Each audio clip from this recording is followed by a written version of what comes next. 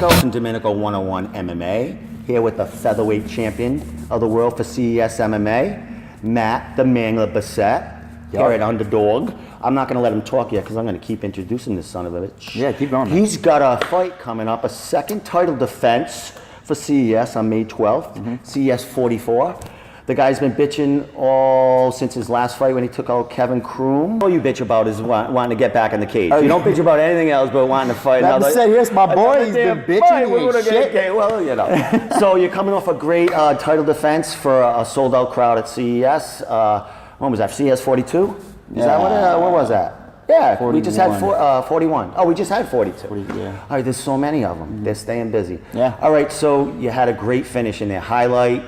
How do you feel coming off that fight? And we'll talk about this fight coming up. But how did you feel about that whole experience and Kevin coming in and, you know, defending that title in front of, you know, Mangler Nation right there? Well, it felt awesome. I mean, I feel like I made a statement, but I mean, I feel like I've made that statement a dozen times before. Everybody in the Northeast knows what I can do. And, you know, sometimes if you have a bad fight and then you have a good fight, people are like, oh my God, I forgot how good this kid was because he just had a bad fight, you know. But, you know, that's the case sometimes. My fight with Ping wasn't the best one. And then I go and I do what I do, which is I do that stuff every fight, you know. And everybody was like amazed. And I'm like, man, I do that every fight. I just got off with combinations more against this guy. And, you know, sometimes people need a reminder. Exactly. And, I mean, when you fight, I mean, you're not always the cleanest looking. But I mean, you don't take big shots. I mean, you get a little mark here and there, and people think, oh, he's getting beat up. You produce it there. I mean, you put on beatings on people in there. You wear them down. You got a game plan in there, and you're like we had the last interview. You're calm. You stay the same way through there, so you know what the hell's going on. And it's the people out there, you know.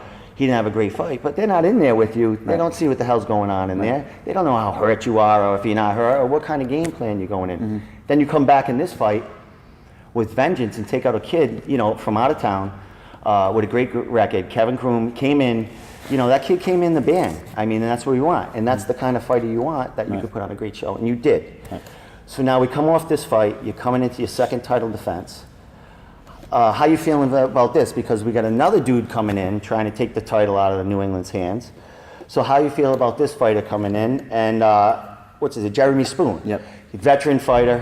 He's got about, what, 20 wins, 19, 20 wins? Something like that, yeah. You know, that's kind of, you know, your ball game right there. He's a, you know, grinder, tries to take you down. You know, he likes to hit the floor. And we know where Matt is on that floor game. And also your stand-up. So what are we looking for in this fight? What do you know about him? How did this matchup come up here? Everything you just said.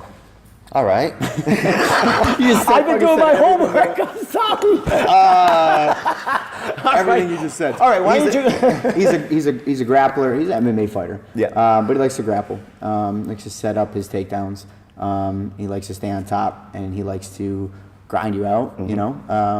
And I'm not a guy that gets grinded out. You know, I've lost decisions in the past because guys have just kind of held me down, but that hasn't happened in a while, and I've been working a lot on certain things that weren't good enough for my bottom game in MMA, and now some of those things that weren't good enough are some of my best things. So I don't want to talk about those things. No. We took no footage today, by the way, of him training because he's. Oh yeah, didn't get him. We got some surprises coming.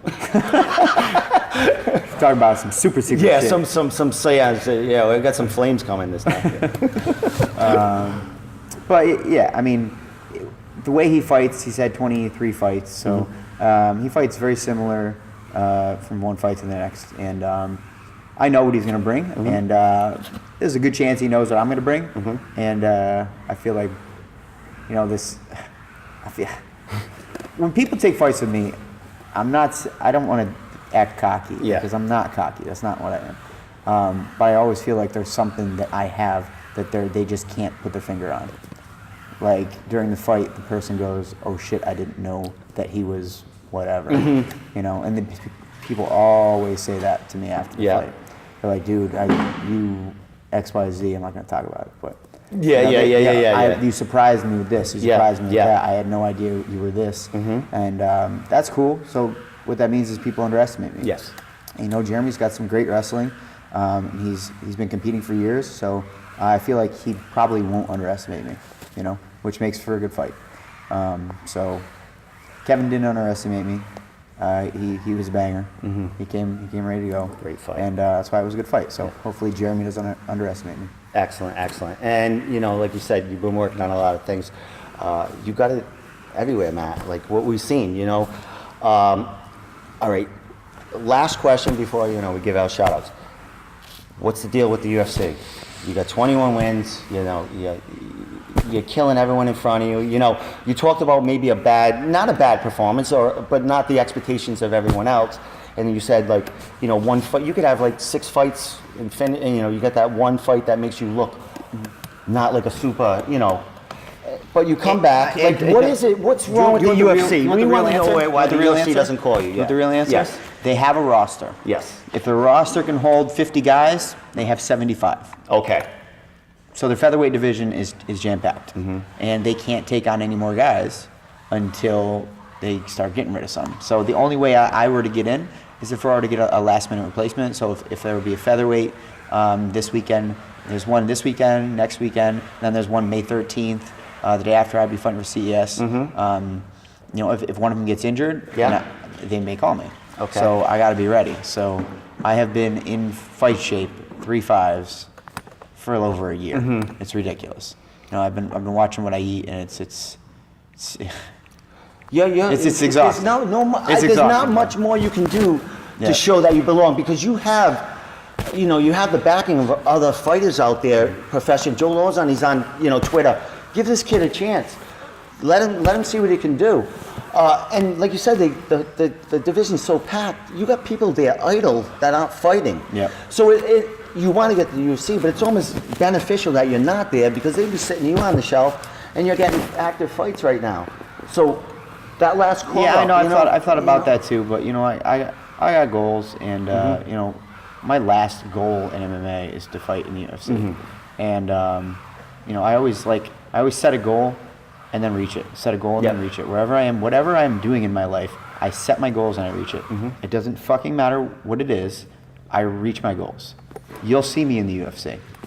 It's gonna happen. Yes. It's just, when is it gonna happen? You know, the sooner it happens, the more people I can take out when I'm there. If they take me in at like 34, fucking 35, might be like, oh, my ankles and my neck and I'm old, you know, shit. Like, so take me now. Yeah, exactly. Take me now when I'm beating dudes up. Yeah, exactly. Let's see the exciting match. I mean, not that you're not going to be there in a couple of years, because the way the sport's evolving, and you know, you're not an old guy, because there's guys. I mean, there's a lot of guys out there that are going away. Look, there's a handsome devil right here. Look at it. A couple of little scars. Yeah. What's that? He probably fell off his bike when he was a kid. That's about it. That's it? Could you ride one? That's all that happened? I fell off my bike? Bro. All right, so get on my level. I was a fucking bull in a china shop. you were riding a friggin' Holly at all 6. day. Like, step outside the house, like, bust my ass. All right, so you got this fight in May 12th. If the UFC comes calling, you go with them. That's it. That is your goal. So you are there. Well, if they call. CES knew that when they signed me initially, a couple of years ago.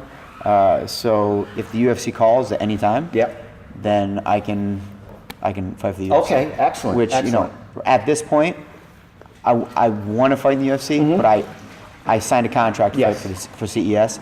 I'm hoping that I can beat Spoon, get a call the next day. You know what I mean? That would be awesome. I don't want to be that guy and you know, get a call up for May 13th, the day after, because the UFC has a card. May 13th, you know, which could happen. But I hope it doesn't. I hope I get a call the following day. You know what I'm saying? Yeah. So you can prepare and.